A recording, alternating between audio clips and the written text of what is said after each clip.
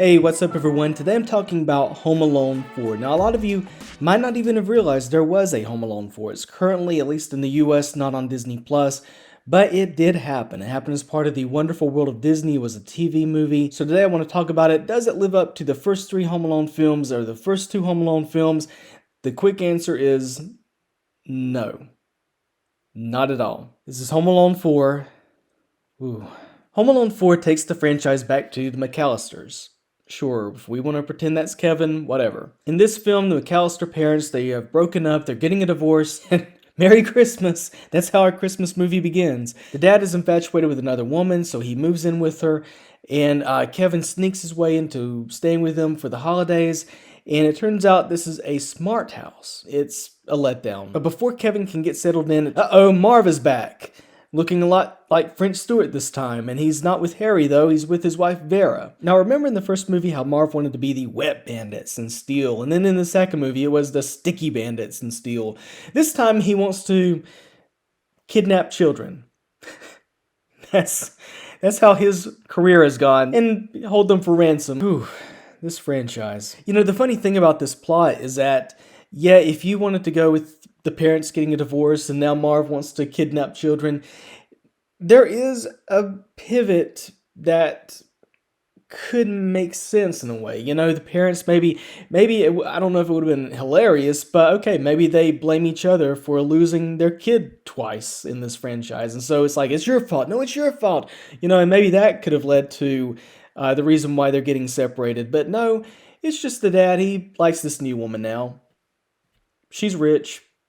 Marv, maybe he is just so upset about how this one little kid keeps popping up. Maybe it screw meaning the sticky bandits or the wet bandits or whatever. Now he's always furious because this kid keeps popping up, and he's just gonna, if he can catch Kevin, he's gonna catch, you know, I don't know. Maybe they could have done something there.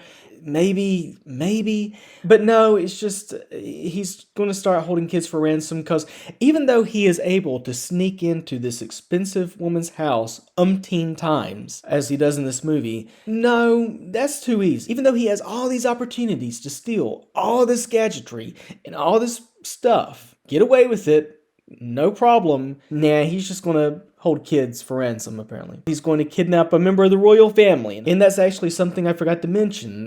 So the dad, the McAllister dad, he and his new bride-to-be, they're going to host the royal family. The royals.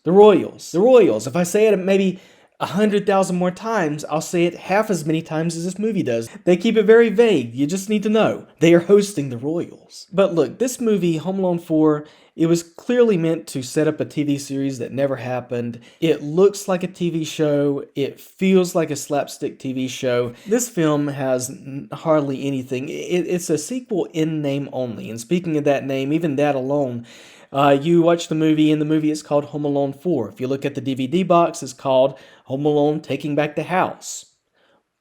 Why that? I don't know.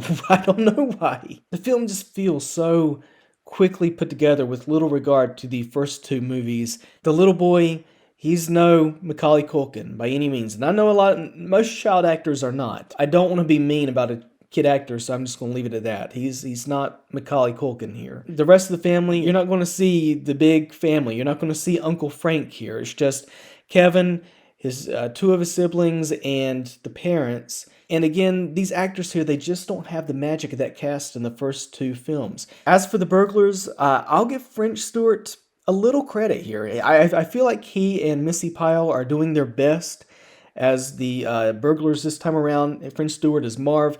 He's no Daniel Stern, who I hear was offered. They really wanted to get Daniel Stern back for this. If they couldn't get anyone else back, they wanted to get Daniel Stern.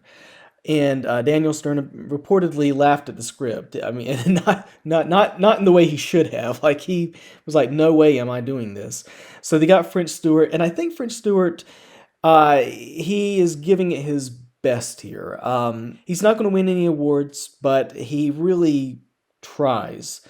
And same with Missy Pyle. They just don't have the creative pranks and such that the first two films had. They don't have those to work with, and that's another problem. Yeah, there are some pranks here. I did laugh. The only time I laughed in this movie was French Stewart. They did this kind of. I imagine they just ADR'd his scream into a scene where he falls from a large height and he does a scream. And maybe I was tired or something, but I thought the scream he does was a little funny. With a film like this, you have to settle for the little things, and that's another problem with the movie. The pranks here just are not at all as good as the first three films. I'll throw the third one in there as well. The humor is awful for the most part. The slapstick is way exaggerated. I mean, there's a part where Marv, he gets hit by a swinging kitchen door, and that's all that happens. He just gets hit by a door, and in the first movie, something like that, even though they were much more creative, if, say, in the first movie, Marv had gotten hit by a door, he'd just be like, hey, I'm going to get that kid. I mean, it just would have been a very, very quick response. But no, here, Marv gets hit by a swinging door, and instead he flies back 20 feet. Because, everything's got to be really exaggerated here. They don't have the budget for a lot of pranks, so they really have to get the most out of the ones they have.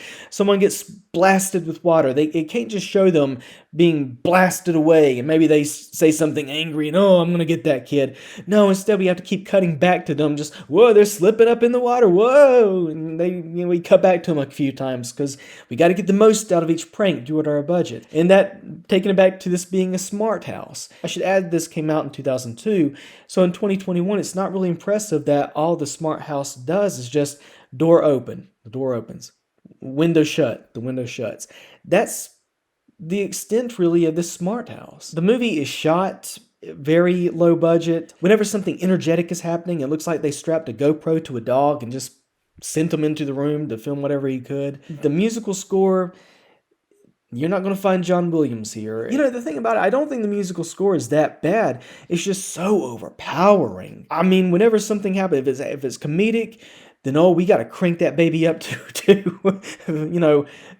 decibels, because we've really got to let audiences know this is supposed to be funny. The plot doesn't make a whole lot of sense. Again, it being a smart house with the cameras and everything, and Kevin, he has a recording that he has proof that burglars are coming into the house. And it's just, we still go back to the old, him telling his dad doesn't believe him, that old thing. I'm going to go ahead and give a spoiler, which this movie is from 2002. It's not very good. If you haven't seen it, you probably won't or shouldn't or what have you. But there is one thing I'm going to give the movie credit for, and that is, in the film, there are two older people. There's, and forgive me, I don't know the modern term, but she's the maid, the head maid. And then there's the head, I don't know if you'd call him a butler, but he's like head of security. He's the guy who's in charge of everything, mainly, like in charge of the staff for the house. So the older woman, she's very sweet, and the man, he's grumpy. Now, in the first three Home Alone films, as you know, there's always an older individual that the kid thinks, oh, they're no good, oh, they're ornery and mean and everything, and it turns out, oh, no, they're not so bad after all, and they help the kid, or they give some words of advice or something like that. In this film, it turns out that one of the older characters is actually a bad guy. Yeah, that's turning the franchise's cliche on its head a little bit. Oh, it turns out that an older person is one of the bad guys. She's working with the bad guys. But then they can't commit to that, because the other older person, like I said, they have two, and it turns out the more ornery older person that you think is the bad guy, oh no, he's good, so they do fall back on that old trope in this franchise. You would think that just all these people, the security cameras, everything, there would be proof that some fishy stuff's happening. The characters don't even act like they do in the first film. There's no attempt to capture the John Hughes magic. The first two films, or even the third film, they all began very energetic, especially the first film. Do you remember how the first film opened with so much great comedic energy? Oh, we see this busy household and just so much going on, and it's so great. In this film, it opens with a serious discussion about divorce. Fun, right? That's how you want your kids' film to begin. It's a serious subject, but my gosh, you want to start your Home Alone film with that? There is one joke in the film that I kind of thought was a little funny. It was a little meta. As we all know, in the first two films, Harry and Marv, some of those pranks realistically would have killed them, in real life. And in this film, Marv and Vera, they fall from this large height just slam right onto the ground. In real life, dead. So the camera cuts on them just laying there, and yet it looks like, oh my gosh, the franchise is finally gone there. They really are dead. No, we know they're not dead, but I'm just saying the musical score then plays that doom, doom, doom, doom, doom. And I thought, okay, that's kind of cool. Them acknowledging that, yeah, these people should be dead now. It's a little, again, a movie like this, you have to look for the little positives throughout it. Overall, Home Alone 4 or Home Alone Taking Back the House, I just can't recommend it. I'm going to give it 1 out of 4 stars. If you're a Home Alone completist and you just have to see it, I think you're going to be disappointed. Is this a good Home Alone sequel? No. Is it a good Home Alone pilot for a TV series? I'm going to say no to that as well, because these characters seem nothing like the characters in the original movies. It doesn't feel like a Home Alone movie. Is this a decent family movie? Remove the Home Alone name, would this be a decent family comedy? Well, no. Again, with that, I mean, you kind of have to say, well, now wait a minute. The template, it's a Home Alone movie template, so why not just watch Home Alone or Home Alone 2 or even Home Alone 3?